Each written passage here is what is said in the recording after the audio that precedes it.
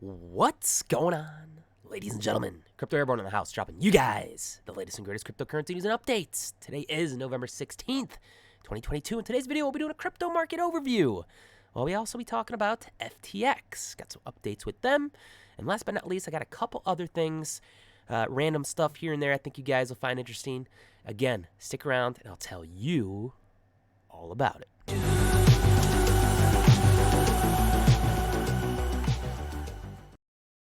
All right, guys, hopefully you're all having a great day today, wherever you guys are. It's midnight my time.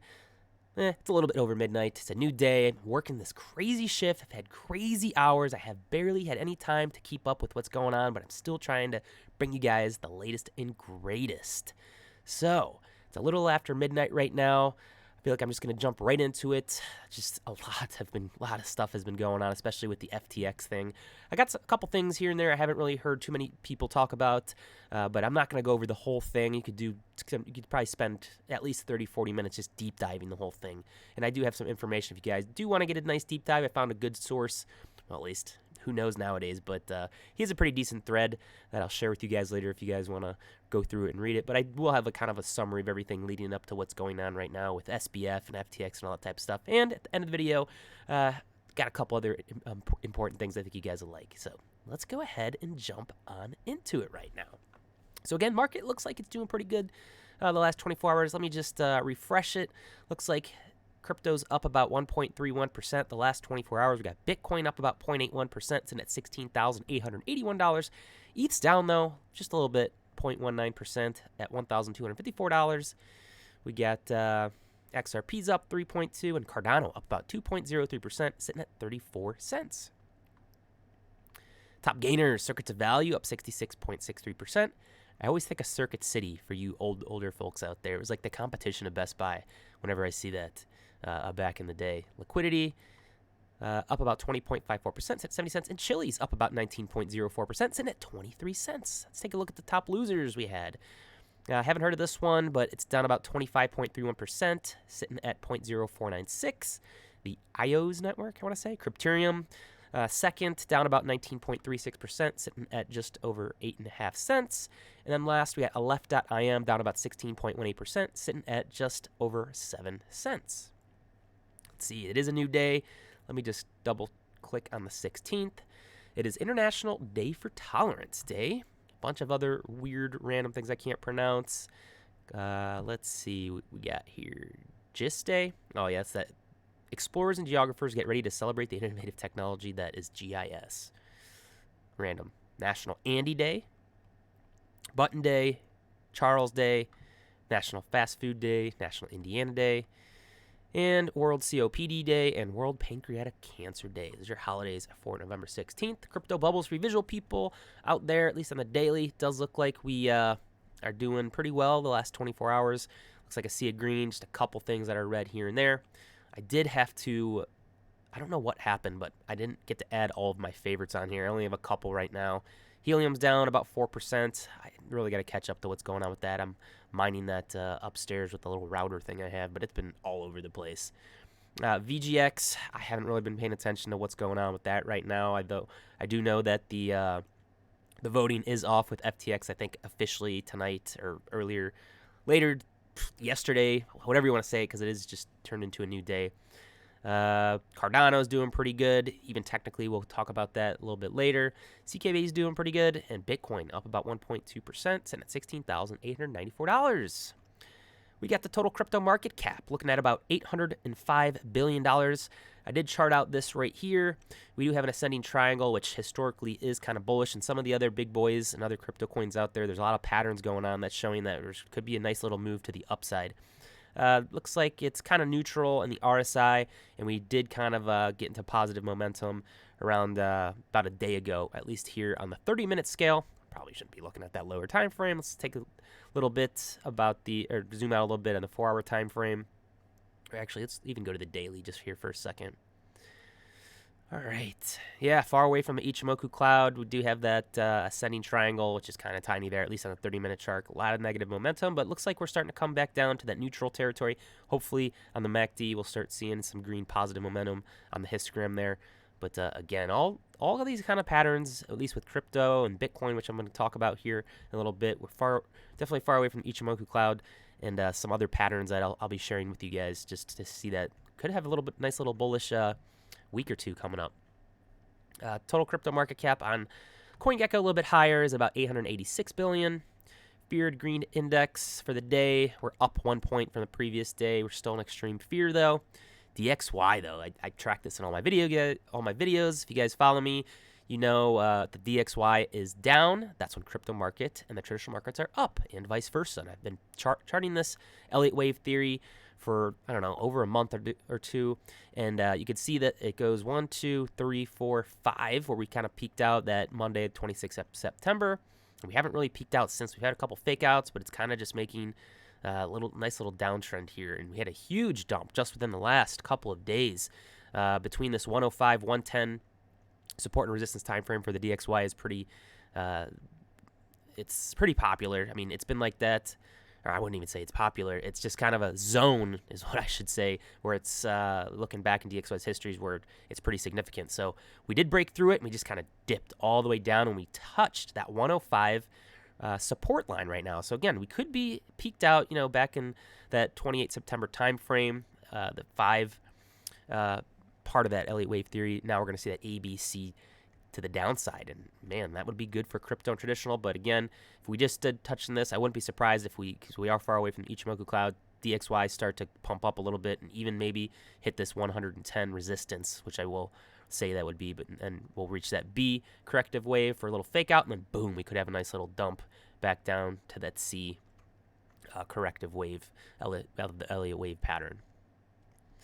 Bitcoin, a lot of different things going on here. There is this Elliott wave pattern that some technical analysis experts out there, and I'm by no means any expert, but this is just from me watching videos over and over, Six Figs, listening to him and him teaching me things. But a lot of people believe in this Elliott wave pattern where it starts at the, let me just see, close that out, but the bear market low back in 2018, you got the 1, 2 was the COVID dump, 3 was the actual peaked out in April of 2021 for the 2021 bull run. People saying this was the fake out, the all-time high for Bitcoin in about middle of November of 2021. And you can kind of mess with this 4th wave. Some people thought that was going to be the bottom back in about the 20th of June. But then again, we just reached these new bottoms more recently. So this could have been the bottom. This could be that level 4 that we were looking for. And who knows? Maybe we'll have a nice little blast off towards the end of the year. I mean, you never know. Other thing, we do have a falling wedge dating back pretty much around the 22 May of 2021 here, and then the all-time high of middle of November of 2021. We've been in a pretty much a falling wedge, which historically is a bullish pattern, and we're right at the tail end of it, and we are far away from the Ichimoku Cloud here in the daily. So again, I wouldn't be surprised with the total crypto market cap having those patterns being bullish, and we got Bitcoin, this giant falling wedge going on here, and the possibility of that Elliott wave 1, 2, 3, 4, 5, boom, we could see a nice little rally. Maybe, I mean, I could be wrong. Take everything with a grain of salt. Not financial advice. Have to say it. I'm just some dude on the internet. But all these kind of different patterns point that we could be seeing a nice move to the upside here soon. And again, for you Cardano people out there, I'm a big Cardano lover. That was one of my OGs with Bitcoin back in the day. I'm still accumulating it now.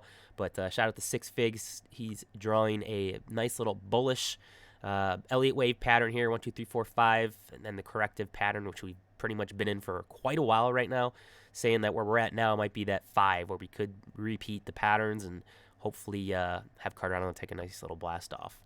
So just keep an eye on Cardano as well. Traditional markets did pretty well today, closing all green it looks like, although the pre-markets do look like they're down a little bit for earlier today, depending on when you guys watch this. Got people watching all over the world. Not that I'm a big shot or anything, but I do have some people from Australia and other countries that watch me. Look at SBF on the front cover of CNBC. $32 billion to criminal investigations. How Sam Bankman's empire vanished overnight. Man, I'm about to start talking about this here shortly. But this is just some breaking news here. NASA try again to launch the Artemis 1 lunar. I don't know anything about that stuff. It's just getting into just other news and whatnot. So here it is for your traditional markets. All right, so it's been a crazy week in crypto with FTX, Sam Bankman-Fried, Sam. There's reading comments for Sam from his name just being related to the U.S. government, Bankman, centralized exchanges and whatnot, and then fried. We all got fried. Well, I didn't. I put out videos to get your crypto out, which hopefully you guys did. But he just started tweeting this stuff. This was about 3 days ago. Again, I haven't had time to deep dive any of this. I just kind of pulled some things I thought was interesting. But he said, what?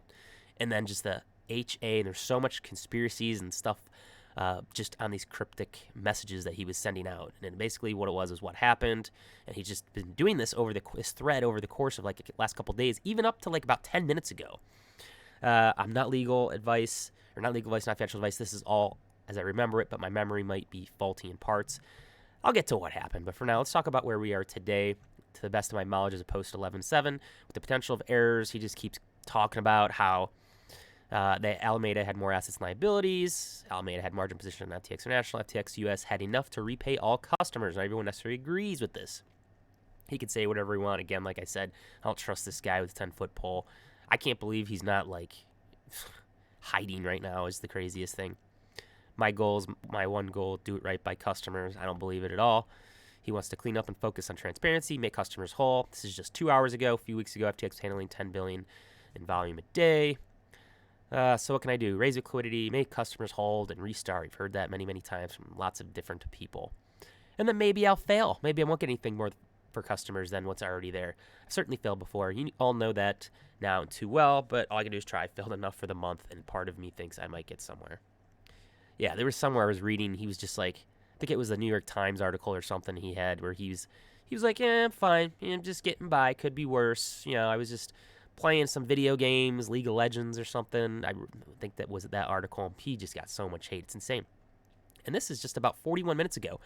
I know you've all seen this, but here's what things stand today, roughly speaking. They're liquid, -$8 billion, semi plus $5.5 billion, illiquid $3.5 billion. And yeah, maybe that $9 billion illiquid MTM isn't worth $9 billion. He could say whatever he wants. I don't believe it. But that is his most recent tweet to this crazy what happened thread.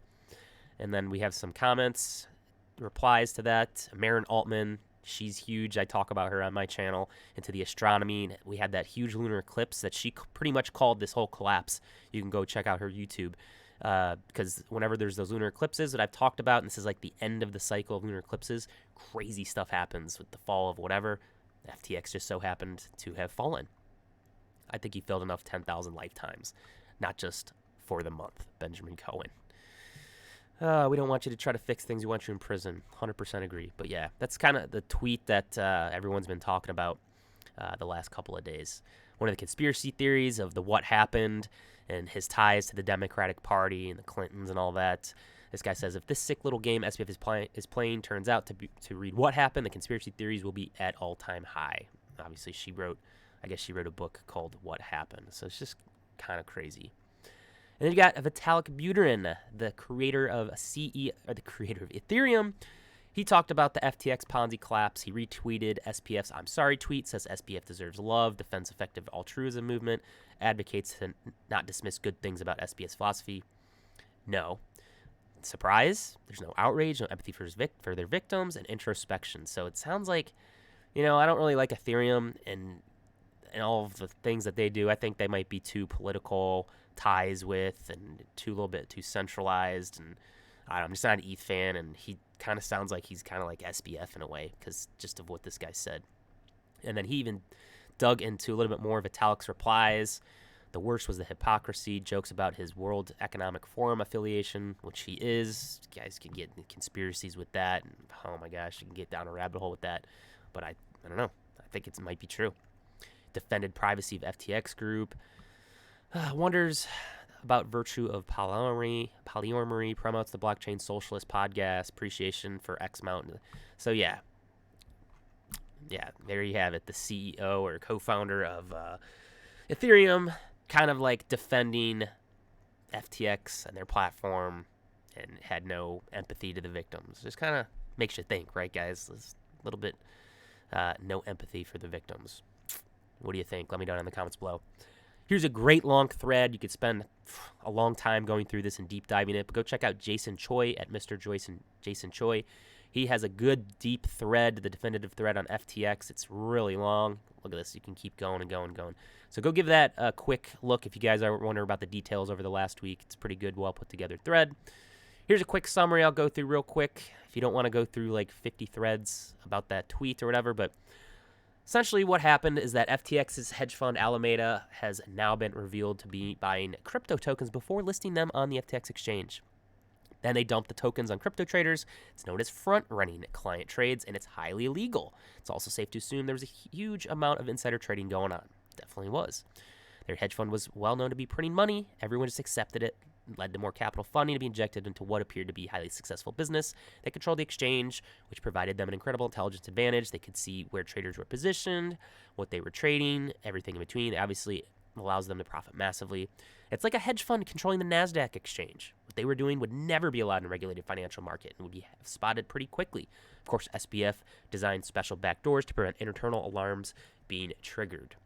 So again, he has all these ties. There's with Gary Gensler and all this crazy stuff. So I don't know. You can get deep into the conspiracy realm on what happened, that the government kind of set this young SBF up to failure to push the government regulations is one of the conspiracies. Alameda were also known to be investing in projects, asking their recipients to put invested money back into FTX, which then transferred back to Alameda to invest in new projects and endless recycling of money. So, again, government regulation with this, I think could be a good thing. With all this collapse and everything going on, was it planted? I don't know, guys. It's so much. Like I said, I haven't had too much time to dig into this, but let me know down in the comments below what essentially you guys think this is. Like, was it just CZ kind of just knowing what was going on behind the scenes with everything that FTX was doing in SBF, and he just, dumped his FTT and wrecked him on leverage? Or what? Is it much deeper? Does it get much deeper into conspiracy? And here's for you visual people out there, kind of like with all the conspiracy stuff ties going in. I kind of like this little meme. This is a perfect summary for SBF. He was a huge Democratic supporter and then a contributor to the Biden campaign. Billions to Ukraine for money laundering to Democrats, anti-Trump bet, Alameda. What's that Caroline person? Blame yourselves.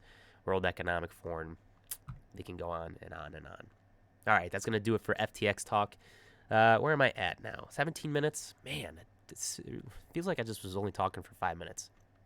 Anyway, got a couple more things I want to share with you guys, and that'll wrap it up. But the Fold app, the Fold card, it is a Bitcoin cash back rewards debit card. I've been using it for well over a year now. I love it. It's like kind of a gamified debit card where you can every swipe or every purchase you get to spin. You get a chance to do 1% back or spin a wheel where you can get different types of rewards back. You can get 1%, 1.25, 1.5, 3, 4, 5, whatever. They always change up the wheel. And if you guys are interested in that, I do have my referral link down below. It would help support me and my channel and me personally. It would help me out, so I'd definitely appreciate if you guys do want to use the referral link. Check it down below in the description. But Fold. So what they're doing is they're going to be testing a small group of people here. And if you open up the app, apparently there'll be some in-app push letting you know that you're in. But they are going to be testing buying Bitcoin in the app. So this is kind of crazy. Matt Ricks, he's one of the community guys from their Discord. And he's really active into the Discord group on the Fold or whatever. But I don't know what this is. This guy made fun of him in one of the comments. You can't really read it, but $1, he's getting 6,000 sats back. What in the world? That all adds up. Look at this. I don't know what's going on here, but like they said, Bitcoin buys in the app.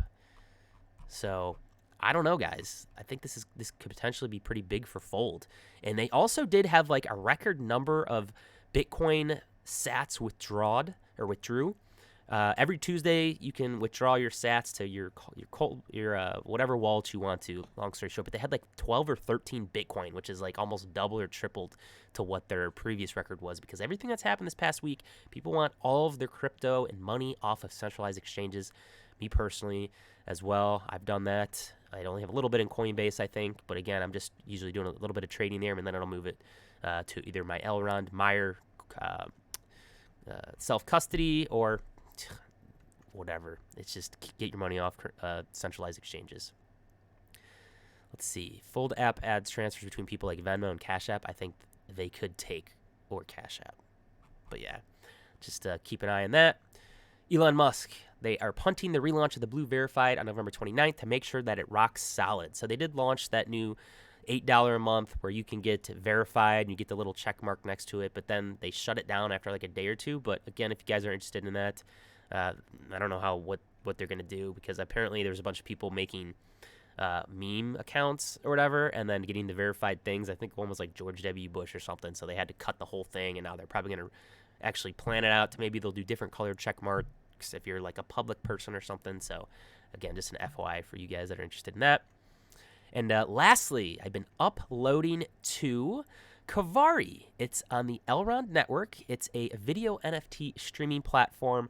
It's all decentralized, and I've been uploading different types of content on here. Some Elron content, some of my more popular videos from YouTube, and just kind of playing around with the algorithm, just minting NFTs and then storing them on my Meyer app and owning these videos. It's kind of crazy, the endless possibilities that you could do with this platform. And, it is in beta, so keep in mind there's lots of little bugs here and there. I know they were having some upload issues, but I think the devs kind of ironed that one out, so that's back to normal. But they have what's called the Kavarii token. That's kind of the utility token that you get for using this platform.